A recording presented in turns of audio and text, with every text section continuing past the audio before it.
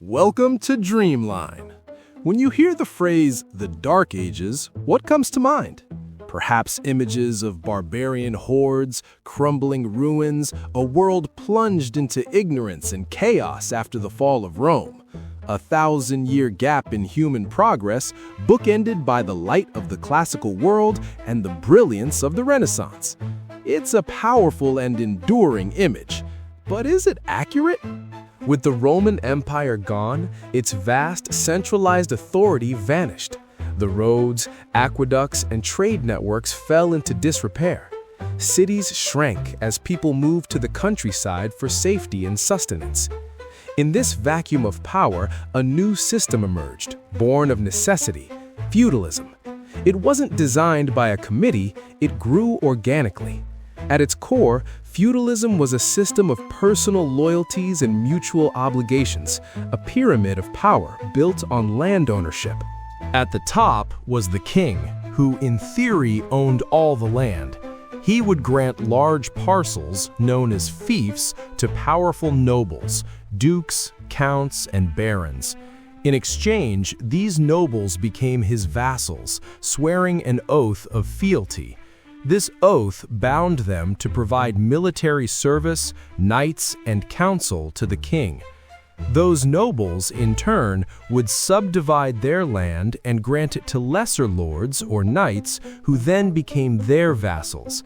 This chain of loyalty and landholding formed the backbone of medieval society and its military power. This structure was often idealized as the three estates. First, there were those who pray, the clergy. The church was the single most powerful and unifying institution in Europe, a spiritual authority that transcended borders. Second, those who fight, the nobility and the knights, responsible for defending the realm. And finally, those who work, the peasants and serfs. This final group was, by an overwhelming margin, the largest, making up perhaps 90% of the population. Their labor supported the entire structure. Let's delve deeper into the lives of each. So, what was life like for the vast majority? For a peasant, life was dictated by the seasons and the sun. Your world was the village you were born in and the fields surrounding it. The day began at sunrise with a simple meal of bread and ale before heading to the fields. The work was grueling, manual labor, using simple tools like scythes and wooden plows. You worked the Lord's land for a set number of days a week, and then you worked your own small plot to feed your family. Homes were simple one-room huts made of wattle and daub, with thatched roofs and earthen floors. The family often shared this space with their livestock for warmth in the winter. Life was precarious. A bad harvest could mean starvation.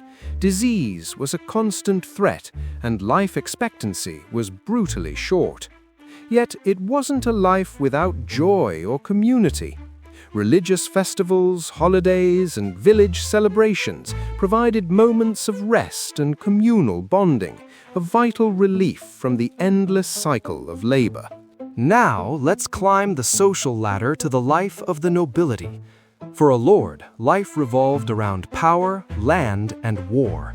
His primary duty was to protect his domain and fulfill his military obligations to his own lord. A young noble boy's education wasn't in books, but in combat. He would learn to ride a horse, wield a sword and lance, and understand the strategy of siege warfare. Leisure time was spent hunting, falconry, and holding tournaments, activities that honed the skills of battle. The lord's home was the castle. Early castles were simple wooden structures known as motte and bailey designs, but they evolved into the formidable stone fortresses we imagine today. The castle was not just a home, it was a military installation, a symbol of power, and the administrative center of the fiefdom. It was a refuge for the local populace in times of attack. While far more comfortable than a peasant's hut, a stone castle could be dark, damp, and cold, its grandeur offset by a lack of modern sanitation and comfort. While society was rigidly structured around land and loyalty, there were beacons of knowledge and culture that shone brightly. These were the monasteries. In an age of widespread illiteracy, monasteries were the centers of learning and scholarship. Monks of the Benedictine order, for example, followed a strict routine of prayer and work, and for many, that work was intellectual. They were the librarians, the teachers, and the scribes of the early Middle Ages. Inside the scriptorium of a monastery, monks would painstakingly copy ancient texts by hand. They preserved not only the Bible and theological works, but also classical Roman and Greek literature, philosophy, and science, works that would have otherwise been lost forever. They didn't just copy, they created breathtaking works of art. The illuminated manuscripts from this period, like the Book of Kells, are masterpieces of intricate design and calligraphy, a testament to incredible skill and devotion. But innovation wasn't confined to the monastery walls. Life on the farm, the very foundation of the economy, was undergoing a quiet revolution. One of the most significant technological advancements of the era was the heavy plow, or the moldboard plow. Unlike the simple scratch plows of the Roman era, the heavy plow had a sharp iron tip to cut into the soil and a curved moldboard to turn it over. This was a game changer for the dense clay-rich soils of Northern Europe. This invention was complemented by others. The horse collar, which allowed horses to pull heavier loads without choking, replaced the slower oxen as the preferred beast of burden. Farmers also adopted the three-field system of crop rotation. Instead of leaving half the land fallow each year, they planted one field with a winter crop, a second with a spring crop, and left only a third fallow. This simple change dramatically increased food production, leading to better nutrition and a slow but steady growth in population. You cannot speak of this era without mentioning one of its towering figures, Charles the Great, or Charlemagne. Crowned emperor by the Pope on Christmas Day in the year 800, Charlemagne united much of Western and Central Europe for the first time since the Romans. He was a brilliant military strategist and a devout Christian, but his greatest legacy was his commitment to learning and culture. Justinian also embarked on a massive building program, the jewel of which was the Hagia Sophia, the Church of Holy Wisdom. Its vast dome, an architectural marvel, seemed to float above the city, a symbol of divine power and imperial grandeur. For nearly 1,000 years, it remained the largest cathedral in the world. The Byzantines were masters of mosaic art, covering their churches with glittering depictions of saints and emperors, creating an atmosphere of awe and reverence. Charlemagne gathered the finest scholars from across Europe to his court at Aachen.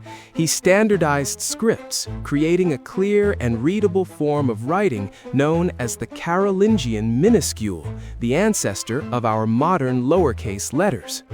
He reformed the clergy and established schools in monasteries and cathedrals across his empire. This period of intellectual and cultural revival is known as the Carolingian Renaissance, a powerful testament to the fact that this age was anything but dark. To truly understand this era, we must look beyond the borders of Europe. While the West was rebuilding and the Byzantine Empire preserved its Roman heritage, on the other side of the world, a different kind of light was shining with immense brilliance. In China, this period corresponded with the rise and flourishing of the Tang dynasty, an undisputed golden age in its long and rich history. Governing such a vast and diverse empire was a monumental task. Charlemagne's solution was a blend of Roman administrative techniques and Frankish traditions. He divided his empire into counties, each governed by a count he appointed. To ensure their loyalty and prevent corruption, he created the Missi Dominici, the envoys of the Lord. These pairs of officials, typically one clergyman and one layman, traveled across the empire, checking on the local administration, enforcing the emperor's laws, and reporting directly back to Charlemagne. It was an ingenious system of checks and balances for its time.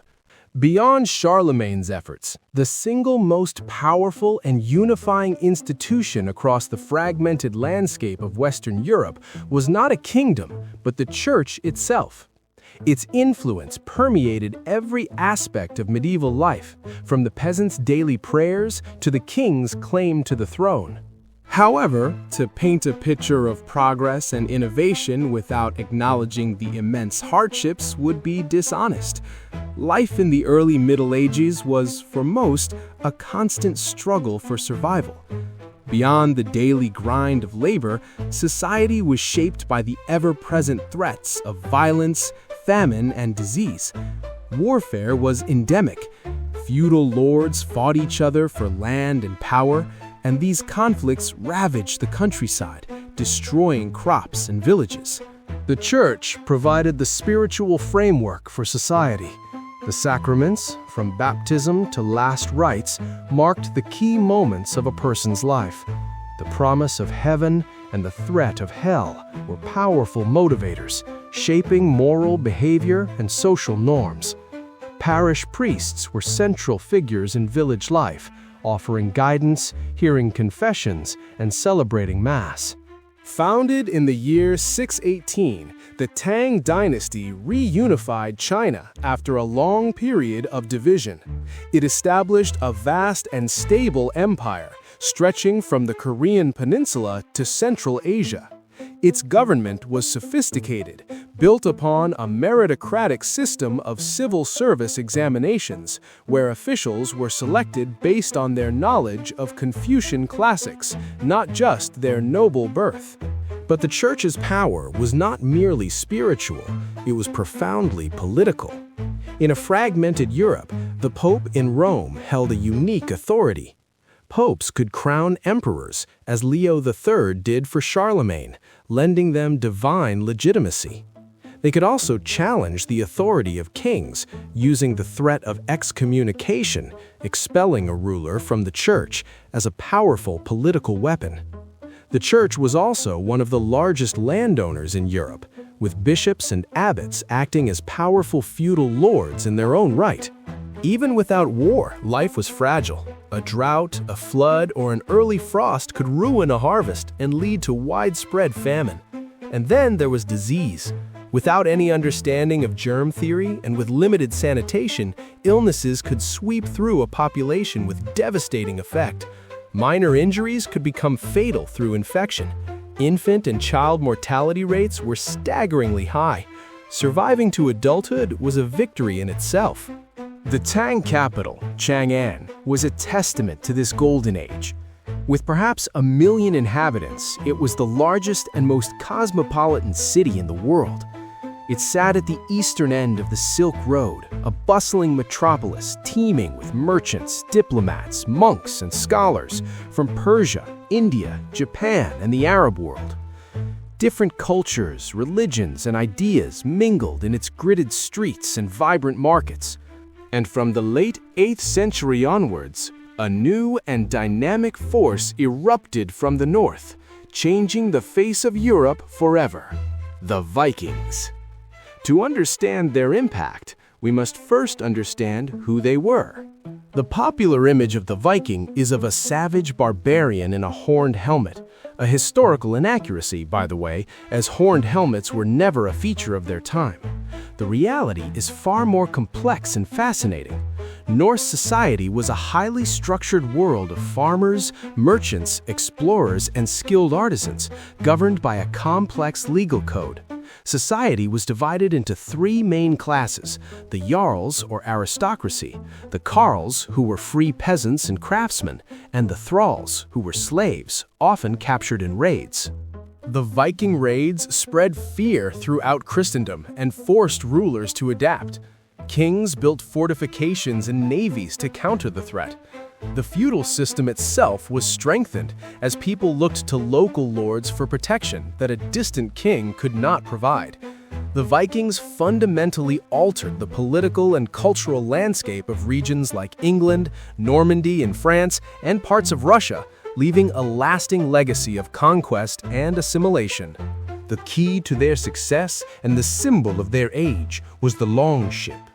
This was not just a boat, it was a masterpiece of naval engineering.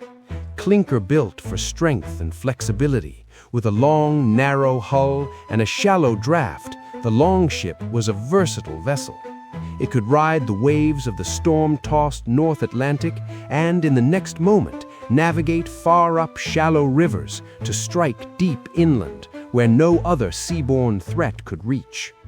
Its symmetrical design meant it could reverse direction without turning, a crucial advantage for hit-and-run raids.